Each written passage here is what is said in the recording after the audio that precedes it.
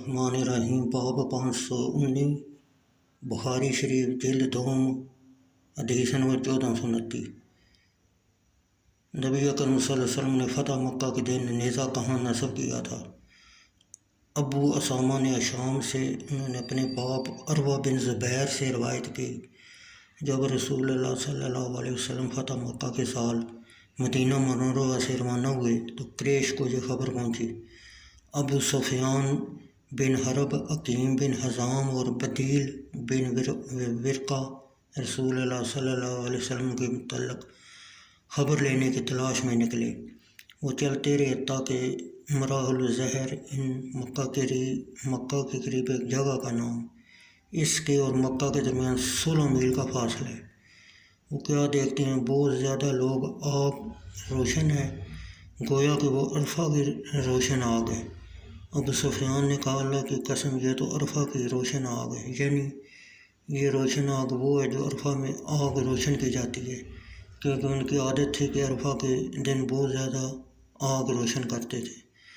بدیل بن ورقہ نے کہا، یہ بنی عمرو خزاں کی آگ ہے۔ ابو سفیان نے کہا، بنی عمرو کی آگ سے اس سے بہت کم ہے۔ رسول اللہ صلی اللہ علیہ وسلم کے محافظوں نے اور محافظوں کے امیر حضرت عمر فاروق رضی اللہ تعالیٰ عنہ تھے، ان کو دیکھ لیا اور ان کو پکڑ کر رسول اللہ صلی اللہ علیہ وسلم کے پاس لے آئے، اور ابو سفیان مشرف بے اسلام ہو گیا۔ جب رسول اللہ صلی اللہ علیہ وسلم روانہ ہوئے تو حضرت عباس رضی اللہ تعالیٰ عنہ سے فرمایا، ابو سفیان کو پہاڑ کے باہر نکلے ہوئے تنگ گوشہ پر روکے رکھو تاکہ وہ مسلمانوں کو دیکھ لے۔ مختلف قبائل کے لشکروں نے نبی اکرم صلی اللہ علیہ وسلم کے ساتھ گزرنا شروع کیا، اور لشکر کا ایک ایک دستہ ابو سفیان کے پاس سے گزرتا رہا۔ ایک دستہ گزرا، ابو سفیان نے کہا، یہ دستہ کون ہے؟ حضرت عباس رضی اللہ تعالیٰ عنہ نے فرمایا، یہ غفار کا دستہ ہے۔ ابو سفیان نے کہا، میرا غفار سے کیا کام، یعنی میرے اور اس کے درمیان لڑائی نہیں۔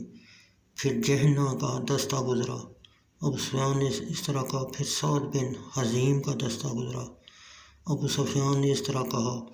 سلیم کا دستہ گزرا، ابو سفیان نے اسی طرح کہا، حتیٰ کہ ایک دستہ گزرا، ابو سفیان نے اس جیسا دستہ نہیں دیکھا۔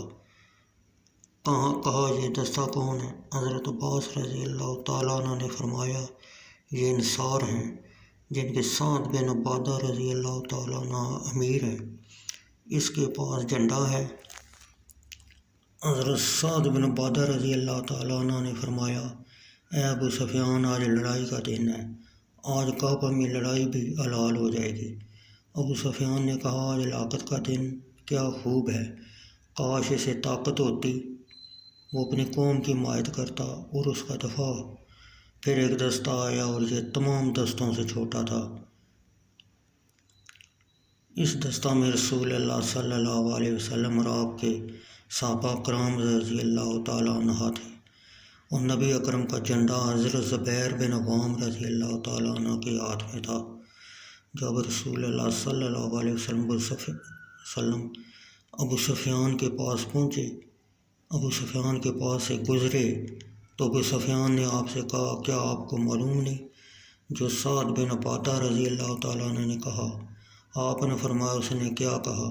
ابو سفیان نے کہا، سعد بن عبادہ رضی اللہ تعالیٰ عنہ نے ایسا ایسا کہا ہے۔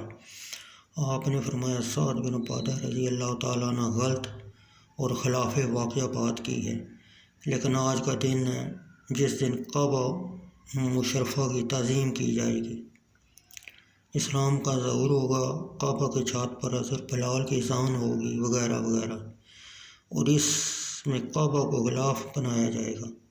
عروہ بن زبیر نے کہا، رسول اللہ صلی اللہ علیہ وسلم نے مقام حجون میں اپنا جھنڈا گاڑنے کا حکم دیا۔ عروہ بن زبیر نے کہا، مجھے نافع بن جبیر بن معتم نے خبر دی، انہوں نے کہا، میں نے حضرت عباس رضی اللہ تعالیٰ عنہ کو حضرت زبیر عوام سے کہتے سنا، اے ابو عبداللہ، تمہیں رسول اللہ صلی اللہ علیہ وسلم نے اس جگہ جھنڈا نصب کرنے کا حکم دیا تھا۔ عروہ بن زبیر نے کہا، رسول اللہ صلی اللہ علیہ وسلم نے اس دن حضرت خالد بن ولید کو حکم فرمایا تھا کہ وہ اعلیٰ مکہ کی طرف سے یعنی قضاء کی طرف سے مکہ میں داخل ہو، اور نبی اکرم صلی اللہ علیہ وسلم قضاء اسفل مکہ کی طرف سے داخل ہوئے۔ اس دن خالد بن ولید کے گروہ سے 2 آدمی حبیش بن اشر اور قرظ بن جابر فیدی رضی اللہ تعالیٰ عنہ شہید ہو گئے تھے۔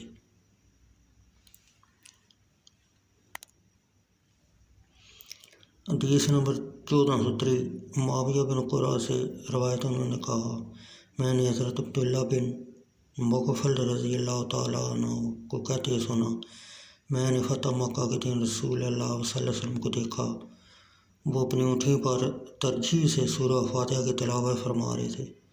حضرت عبداللہ بن مغفل رضی اللہ تعالیٰ نے ترجیح سے تلاوت کی۔ معاویہ بن قرہ نے کہا کہ اگر اس کا اندیشہ نہ ہوتا کہ لوگ میرے ارد گرد لوگ جمع ہو جائیں گے تو میں ترجیح سے پڑھتا جیسا حضرت عبداللہ بن مغفل رضی اللہ تعالیٰ عنہ نے پڑھا۔